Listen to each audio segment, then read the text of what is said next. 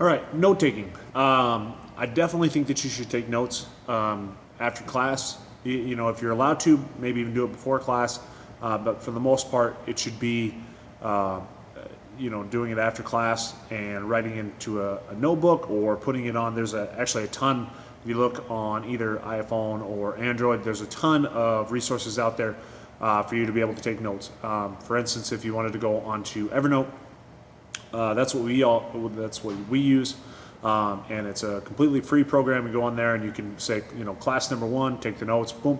Class number two, take the notes, add those, and so it's a nice little review after the class to be able to look at it. So an active recall of what you learned that particular day, and try to, even if at first if you just want to put the names of the techniques or where it was from, things like that. In there, and then later if you want to add some notes, things like that, that's good. The other thing that I would like to have you do is, a few minutes before bed, just look at your phone and look at those notes, and then try to run through those again in your head right before you fall asleep.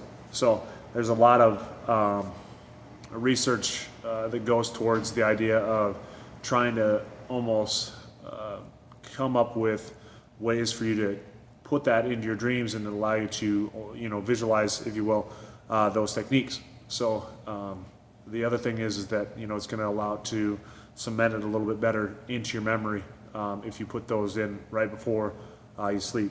Rest is a huge portion of the learning process, and you also should look at, like I said, look at those notes before you wake up. And like I said, just kind of figure out how much you can remember of it, and then kind of allow your mind to wander. So you'll hear sometimes, or if you want to look it up, focused and diffuse brain. Basically the idea that, if you're in a focused mindset, that's maybe when you're doing your day-to-day processing and working and things like that. And diffuse is when you're essentially daydreaming. And so you can do this right before you go to bed. You can look at your notes right before maybe you have to take the dog for a walk and you're just kind of daydreaming.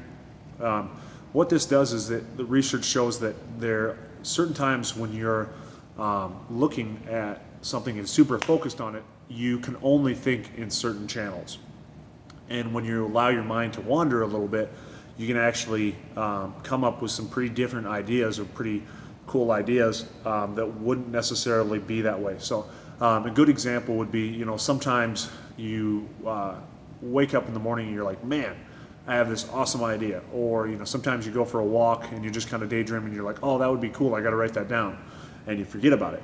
It's because there's a shift that when you go from a focused to a diffuse, and then back from a diffuse to a focused mindset.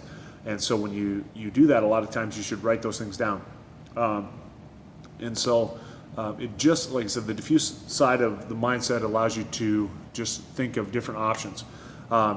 You'll actually, if you look at it, there's a study on, I believe, Salvador Dali and Thomas Edison that used to try to invoke a diffuse mindset where they would almost make their, fall asleep essentially, and then they would have a key that would drop or a ball bearing that would drop to kind of wake them up again.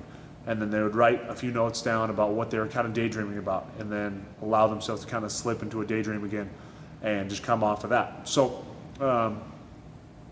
if you can, for me, that's been the times when maybe I can't figure out how to pass a guy's guard. And initially I wasn't very good at visualization, but when I started doing this, it actually helped out a lot because it allowed me to think of some random ideas that maybe I hadn't been taught but might work. And sometimes you go into a lab session, like I'll call it, where you train with somebody and that idea was completely stupid. It wouldn't work at all. It looked great in your mind, but then it didn't work at all. But there's sometimes that you do it and you're like, holy crap, this is actually a way easier for me to do this. And when you do that, you should probably consult with your instructor to see. But like I said, a lot of times those end up being really good ways. So again, take notes, and then when you're taking notes, try to look at those right before you go to bed, and then also when you wake up and see how much you remember. Do an active recall of how much you can remember of those techniques or if they're completely new again to you.